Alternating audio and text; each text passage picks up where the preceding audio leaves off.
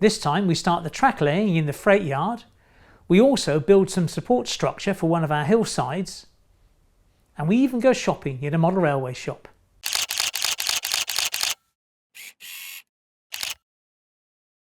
Hi, welcome back to Chadwick Model Railway.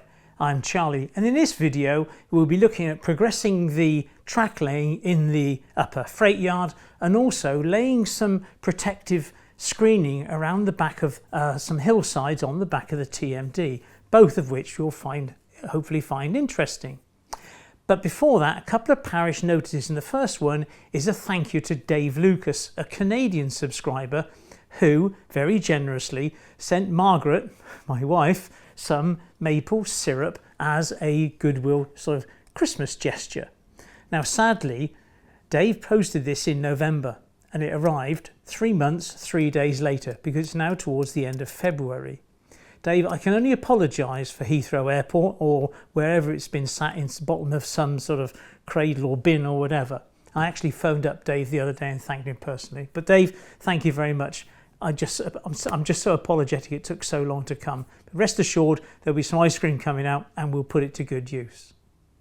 And before we move on, the YouTubers course which I've got planned for the 12th of May on a Sunday, I'll provide lunch. There are 3 places left if you'd like to join us, and the guys that came on the January course have seen considerable growth with their subscriber and watch time count. So if it's the thing that you're interested in, then there's a link in, the details are in the show more tab, so have a look in there and perhaps drop me an email at chadwickmodelrailway@gmail.com.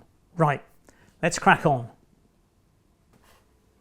Now here we have the hillside, a substantial structure at the foot of the TMD, and I'm sure you've seen in previous videos I've made it out of Celotex and built it up with sculptor mould and plaster cloth and the like. But here I've left a gap from one layer of Celotex to give access into track cleaning, clearing away derailed class 37s or whatever. But at the end of the day, we now need to finish this off so it looks half decent, but still maintain access for maintenance. And also a mistake I've made in this area here, there is no access, so I intend to cut a similar hole as this one, much smaller, in this area to give me access sort of left and right of here. So what commodities exist for me to cover this up with? Well, traditionally I think we would have used hardboard, but there is some a product around which is basically MDF, and it has, as you can see, cuts in it which allows it to bend. Now I bought this sheet which is 4 foot by 2 foot from Wix, a UK DIY store. You can also get it from the larger branches of B&Q. They also sell it. It's not cheap. I think that piece there was something like £26. What am I going to do with it? Well, the first thing I need to do is cut it in half long ways, because it will need to come around here and there will need to be a join somewhere, because the length, this is longer than 4 foot as it were. This is actually 7 foot long. So we'll probably have a short length, then a join, and the rest of it around there. But it does need to be finished off because this is prone to damage, and of course we don't want it to look like that. We want it to look sort of reasonably neat. So I think we'll do some measurements, take that piece of MDF down the garage and get out the old jigsaw. Now a serious word of warning. The dust from cutting MDF really is hazardous. You don't want to get this stuff in your lungs, so you do need some form of protection.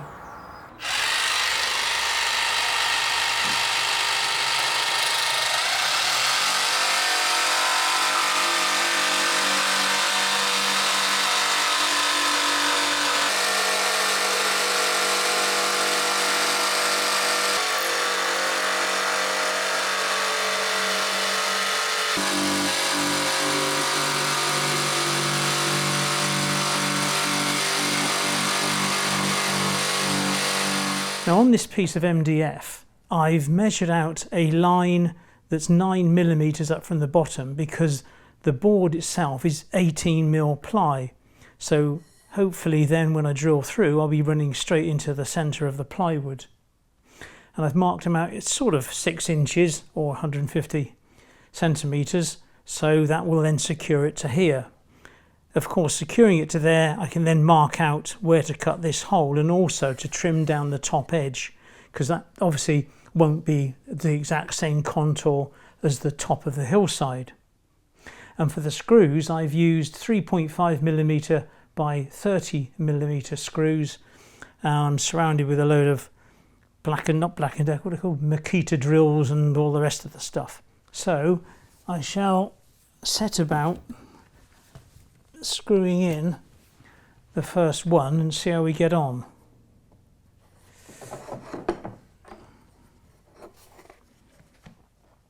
Trouble is, I need a second person really to hold it still while I mark it up, but that's not the case today.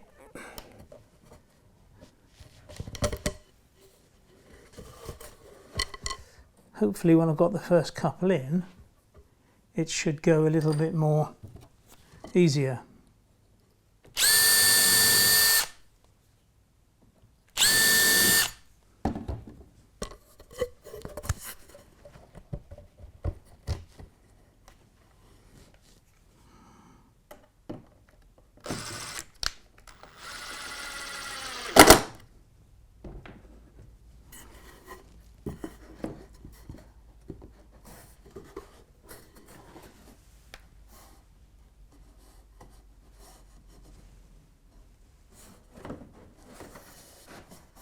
Okay.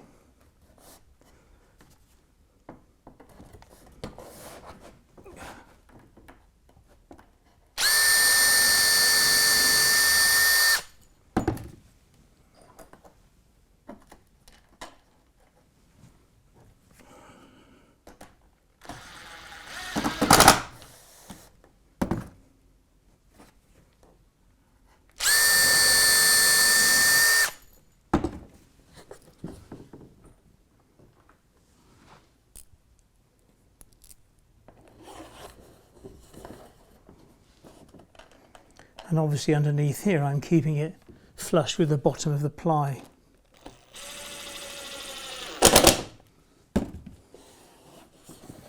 Right, I shall progress on.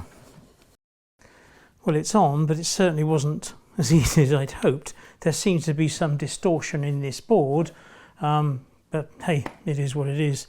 So now I need to mark out where to cut the hole in here. So I've got that mark from the top, and hopefully if I can keep these right. I also need to mark out now the edge of the board, because the surplus of the scenic side needs to be removed.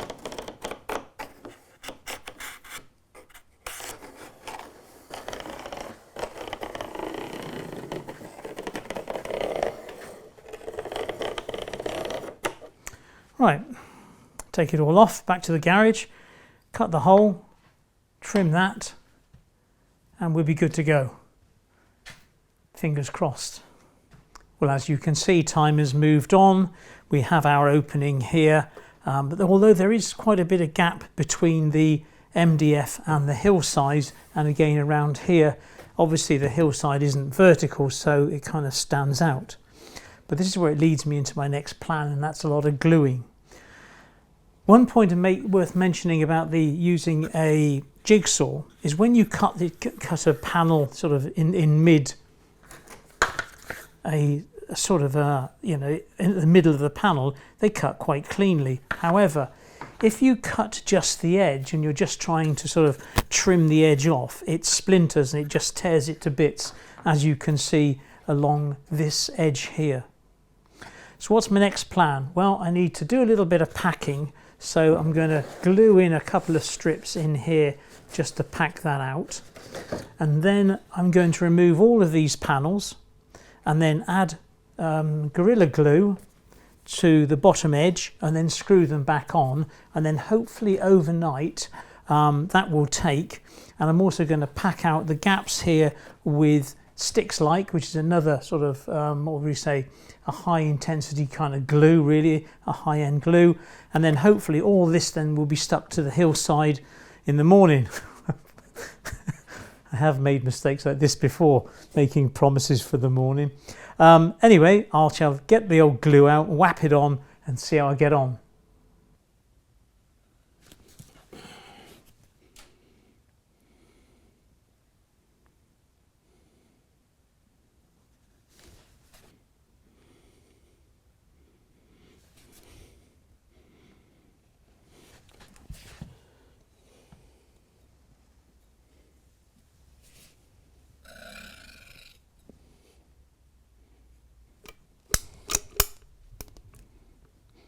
Now this is the sticks like, and obviously I want to get it to do is stick to the Celotex, but we'll just have to see how we get on with that, really. I mean, where there's a big gap, then clearly it won't fill the gap.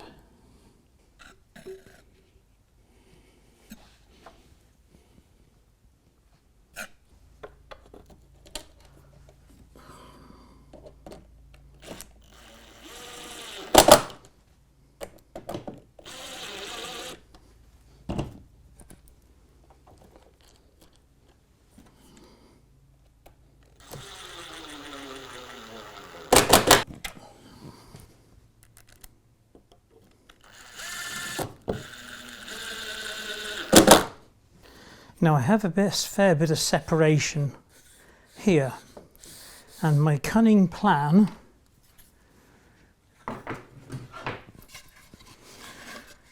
is to pack it with glue and then push this in the way and then push this in. Now there's nothing I can do for clamps, but I have, as usual, a plan. Whether it works or not, of course.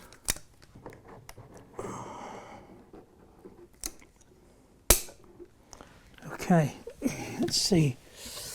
Right. Now this is my old photographic monopod. So I thought if I push that against there and down against here,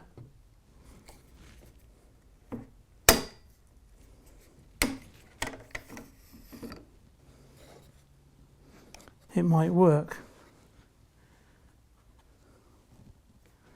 So all we can do is come back in the morning and see if that's done its stuff.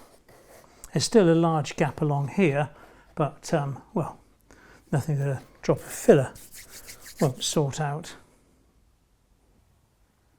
As usual, it's now the following morning, and I popped up yesterday evening and just put some more filler and some more sticks like along the top edge, just to take out some of the sort of undulations and make sure it was sort of sticking better, which it appears it has.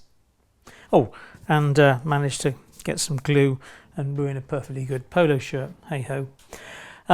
So my plans now are to remove these screws and then just check that the Gorilla Wood glue has held this stuff in position. The rest of it seems to be glued and nice and sturdy. So I remove those screws, pop a little bit of filler in there to hide the holes, and then eventually paint the whole thing black, and then sort of it'll become part of the landscape, as it were, rather than that raw Celotex that we saw earlier.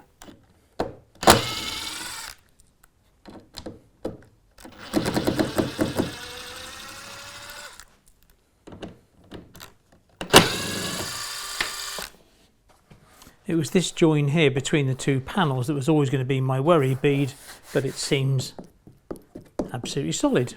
Lovely. Well, as you can see, I've put a bit of filler over the holes and rubbed it down. So now it's just a case of putting the first coat of matte black paint on it and see how it looks. And this is the normal black children's poster paints that I buy from Hobbycraft at £1 a bottle. You can't deny that certainly looks a little different. So now we're switching to Revel's yard, that is our freight yard at the top of the layout. Over there you can see our little Class 25 dying to get in, so we need to connect it up and get some track laid. Now the plan was drawn up by a guy called Sean Lawless, and I'm extremely grateful to Sean. And as you can see, it's printed out from AnyRail on A4 sheets and then a masked sellotape job to put it together. Lovely. Underneath this board here, I've now put in some, I think it was 3mm cork, and painted it a dark brown, horrible colour. And there's two boards here, because on this board here, I haven't done that just yet, as you can see there. This board will be built after this one, so I can do them one at a time away from the layout. Now, as I'm starting to sort of put this together now in my own mind and with much more seriousness, I have a problem with a point here, because this is a Pico set track curved point, which is an insulated, as an insulated frog. That means you can have running issues, especially if you're using shunters, you know, 060s or 040s. Well, this is a shunter's paradise, so we are going to have those problems. So I'm going to switch that point out, but let me show you on the AnyRail plan how I intend to do it. So here we are in AnyRail, and this is similar to Sean's original track plan, except we changed 2 points that was here and here and popped in a double slip, because that would allow a loco to come from the head shunt through here and then run up into this siding here and wait its next allocation. So what appears to be the problem? So the problem is this point here. This, as I said, is a Pico Code 100 set track curved point with an insulated frog. This curve here is very sharp. Well, if I take it out, what can I put in? Well, I certainly can't put in a Code 100 streamline curved point, because it won't fit. This line here then would be coming off here into the wall. Right, so we must have another plan then. Well, let's switch that one to a minor change that I've made, and I've replaced that curved point with a medium radius right hand point, electro frog I ought to mention. And then we've got a reasonably sort of radius 3 curve then coming up here to join up with the incoming track from the little bowstring bridge. We also have now a small siding here which can take a small sort of Bobo high-mech type 25 warship type locomotive in here, but we've also lost, of course, a longer head shunt that was running up here, but I think it's the only sort of safe way of doing it. So if I just switch back from one to the other, so there you can see the previous, and this is now the current. So there we are. Well, enough of talking about it. I suppose we ought to get on and build it. Now I've laid out the track that I own, so I have a 3-way point. I have already a double slip, but this one was bought for a meagre £21.50, considerably cheaper than you'll buy it from the shops, let's say. Why was it so cheap? Well, it was a train fare, and both of the springs have been removed, which isn't a problem because I use slow action point motors which don't require springs. Lovely.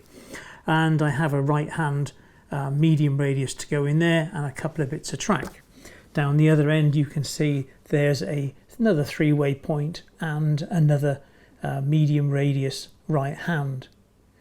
Also you can see there that the corresponding left hand point is missing, so I need to buy one of those.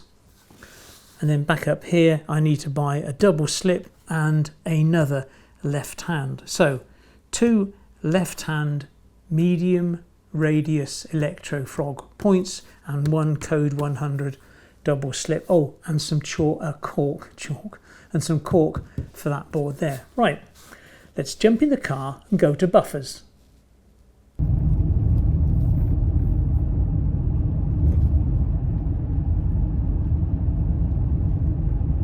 To get to buffers you go down the A358, that is between Chard and Axminster. It's about 4 or 5 miles north of Axminster. And it's owned by Maria, backed up by Mike, her helpful assistant. And in there they stock all the the usual brands, but they are a very friendly local model railway shop. Use them or lose them.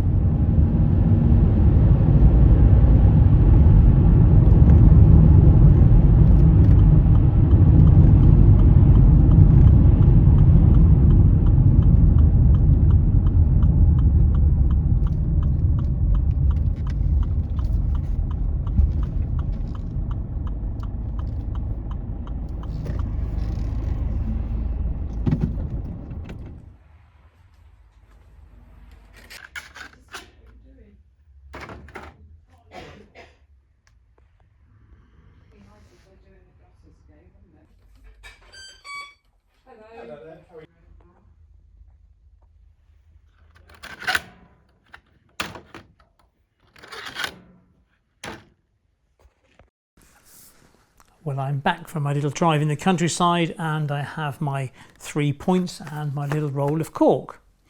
So what do I want to do next? Well, the next thing for me to do is a little revelation really. The first thing I need to do is I've cut this track plan in half now, and if I just take out this board I can show you the next issue, because it's all to do with point motors. Now, I'm a strong believer in using tortoise point motors, but also on the market from MTB is the MP10, and as you can see it's got the same sort of form factor. It has the same base plate, as it were, and obviously MTB are bringing this out in direct competition to tortoise, so should you have a tortoise fail you can whap one of these in their place. It all makes sense, doesn't it? Now, my problem is this extension has 12 points, or 12 point motors I should say, and a lot of them are going to come above the track. Now clearly you can see here that there is very little clearance, so the MP10 has to be the weapon of choice, let's say, because there's absolutely no way in the world that I can get these under there. So I have purchased 12 of these from DCC Train Automation, and I shall let you know how I get on.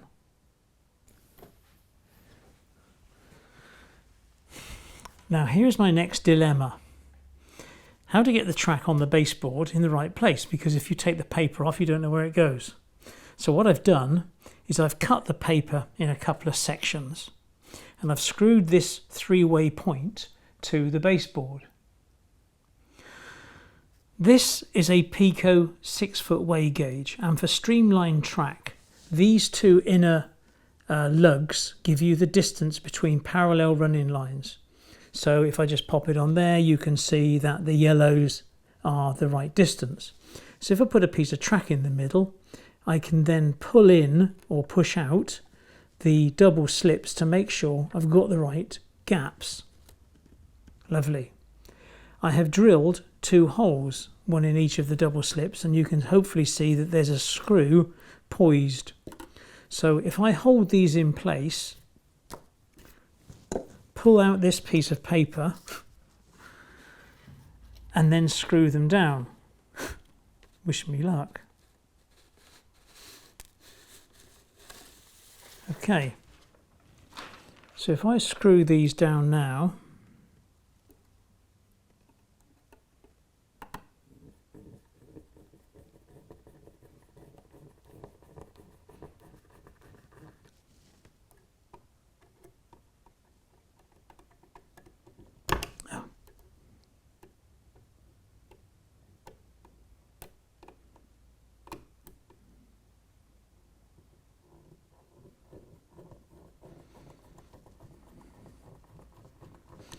and then hopefully when I put the 6-foot way gauge back in, the distances will be right, and they are. Okay, so we're happy with where everything is to a certain extent.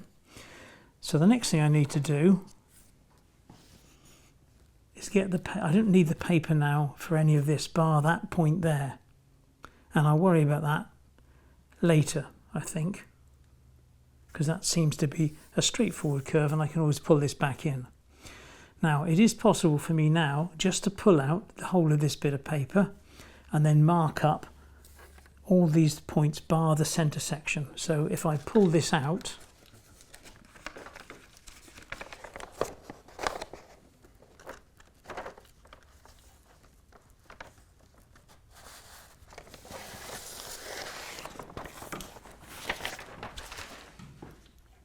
and then with my big fat marker pen, I can then draw around these, knowing that they're in the right place.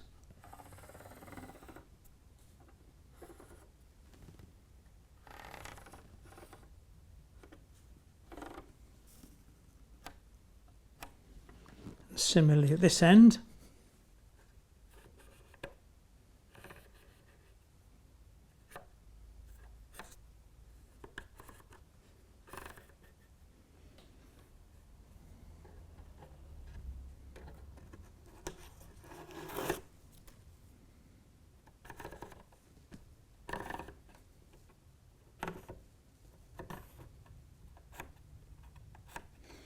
And then this little piece of track that I've bunged in the middle would naturally go there.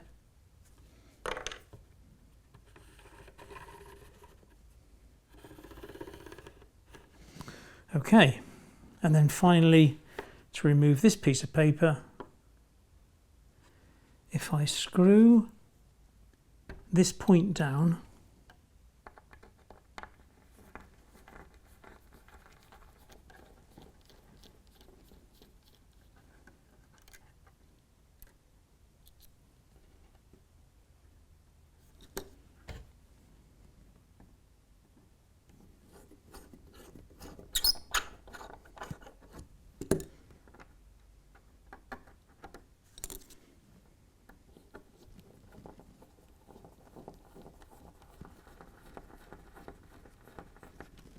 and take the screws out of the three-way point,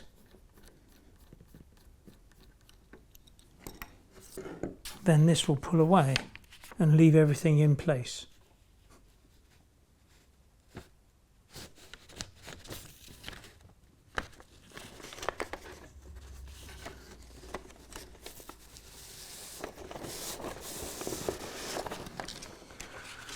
Okay, well, there we are.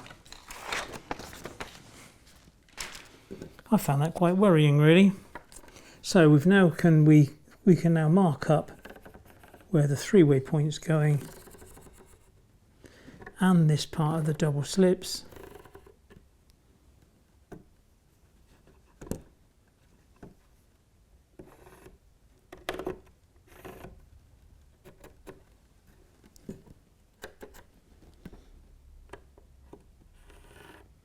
And hopefully all should be well.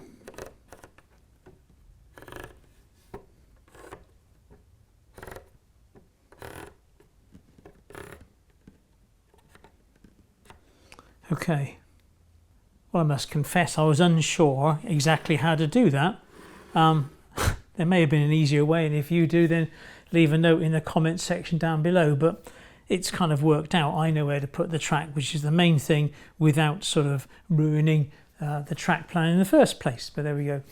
In the next video, I'm going to fit this track and do the wiring, but I'm not going to go into a great deal of depth, because I've done so many of these before. But if there's any particular bits you're interested in, such as wiring double slips, the three-way points, all the point motors, all that sort of stuff, then do leave a message down in the comment section down below, and I'll try to cater for your requirements.